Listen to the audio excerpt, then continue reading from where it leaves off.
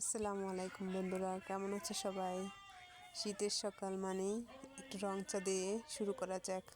আজকে আমি চাল ভাজা দিয়ে লেবু পাতা দিয়ে রং চা বানিয়ে খাবো। দেখো তোমরা সেটাই।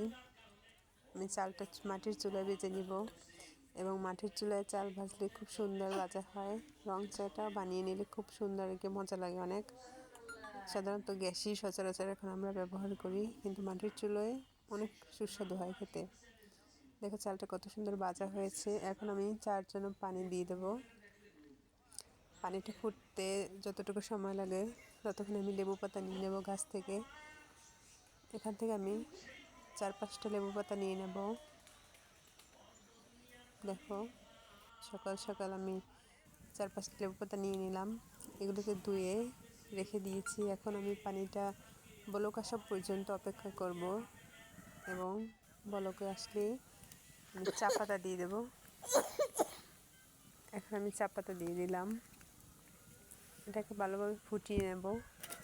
চায়ে যত জাল বেশি পাবে পানিটায় ততই ভালো লাগে চাটা খেতে। এই যে ফুটতেছে, ভালোভাবে ফুটে যাওয়ার পরে আমি পাতাগুলোকে দিয়ে দেব। একটু সময় লাগছে। এই যে দেখো খুব সুন্দর করে ফুটছে।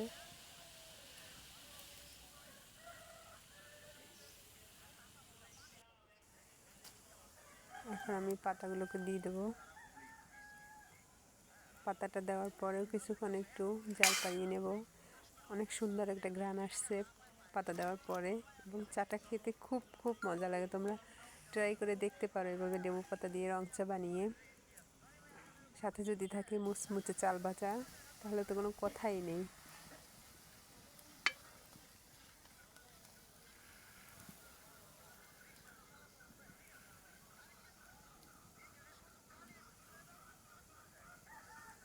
যে চার যখন গ্রানটা আসতেছে এটাই মন ভরে যায়। এই যে আমার এখন আমি খাবো।